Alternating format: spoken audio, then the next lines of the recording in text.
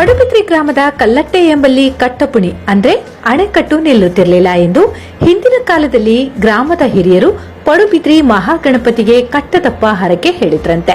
ಹರಕೆ ಸಲ್ಲಿಸಿದ ಬಳಿಕ ಕಟ್ಟಪುಣಿ ಸುದೃಢವಾಗಿ ನಿಂತಿತು ಎಂದು ಇಲ್ಲಿನ ಭಕ್ತರ ನಂಬಿಕೆ. ಅಂದು 5 ರಿಂದ 6 ಸೇರು ಅಕ್ಕಿ ಹಿಟ್ಟು ಮೂಲಕ ಮಧ್ಯಾಹ್ನ ನಡೆಯುತ್ತಿದ್ದ ಸೇವೆ ಇಂದು ಜಗದಗಲ ಹರಡಿ 100 ಮುಡಿಯವರೆಗೆ ಬಂದು ತಲುಪಿದೆ. ಬ್ರಿಟಿಷ್ ಕಾಲದಲ್ಲಿ ಬ್ರಿಟಿಷ್ ಮೇಲಧಿಕಾರಿಯೊಬ್ಬ ದೇವರದ ಮುಂಭಾಗ ಕುದುರೆ ಏರಿ ಬಂದಾಗ ದೇವರಿಗೆ ನಮಸ್ಕರಿಸಿಲ್ಲ.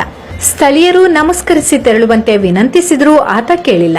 ತಕ್ಷಣ ಕುದುರೆ ಕಾಲು ಮುರಿದು ಆತನ ಸಂಚಾರ ವ್ಯತ್ಯಯವಾಯಿತು. ಭಕ್ತರ ಸಲಹೆಯಂತೆ ಶ್ರೀ ಮಹಾಗಣಪತಿಗೆ ಪೊಟ್ಟಪ್ಪ ಸೇವೆ ಹರಕೆ ಹೇಳಿದ ಬಳಿಕ ಆತನ ಸಂಚಾರ ಮುಂದುವರಿಯಿತು ಎಂದು ಭಕ್ತರು ನಂಬಿರುವ ಪ್ರತೀತಿ. ಆ ಬಳಿಕ ಇಲ್ಲಿ ಪೊಟ್ಟಪ್ಪ ಸೇವೆಯು ಬಲು ಪ್ರಸಿದ್ಧಿ ಪಡೆಯಿತು. ಪೊಟ್ಟಪ್ಪ ಸೇವೆ ಸಾರ್ವಜನಿಕ ನೆಲೆಯಲ್ಲಿ ನಡೆಯುತ್ತಿಲ್ಲ. ಕಳೆದ 20 ವರ್ಷಗಳಿಂದ ಶ್ರೀ ದೇವಳದಲ್ಲಿ ಯೋಗೀಶ್ ಭಟ್ ಕರ್ಕಟೆ ಹೌಸ್ ಅವರ 85 ಜನರ ತಂಡ ಇಲ್ಲಿ ಕಟ್ಟದಪ್ಪ ತಯಾರಿಸುವ ಕಾಯಕ ನಡೆಸುತ್ತಾ ಬಂದಿದ್ದಾರೆ. 16 ವರ್ಷಗಳ ಹಿಂದೆ 20 ಮುಡಿ ಅಕ್ಕಿ ಹಿಟ್ಟಿನಿಂದ ಕಟ್ಟದಪ್ಪ ತಯಾರಿಸಲಾಗುತ್ತಿತ್ತು ಎನ್ನುವ ಯೋಗೀಶ್ ಭಟ್ ಈ ವರ್ಷ 100 ಮುಡಿ ಅಕ್ಕಿ ಹಿಟ್ಟು ಉಪಯೋಗಿಸಿ ಕಟ್ಟದಪ್ಪ ತಯಾರಿಸಲಾಗಿದೆ. ಇದರಿಂದ ಇದರ ಜನಪ್ರಿಯತೆ ಹಾಗೂ ಭಕ್ತರ ಭಕ್ತಿ ಭಾವದ ಬಗ್ಗೆ ಅರಿಯಬಹುದು ಎನ್ನುತ್ತಾರೆ.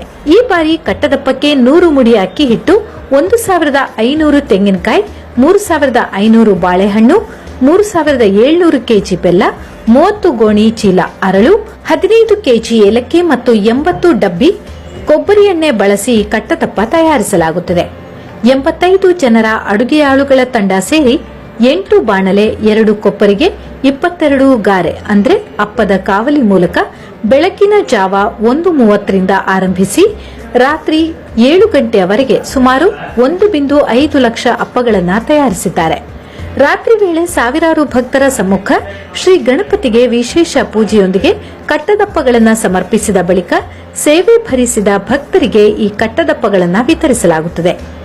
ವರ್ಷದಿಂದ ವರ್ಷಕ್ಕೆ ಭಕ್ತರ ಸಂಖ್ಯೆ ಅಧಿಕವಾಗುತ್ತಿದೆ.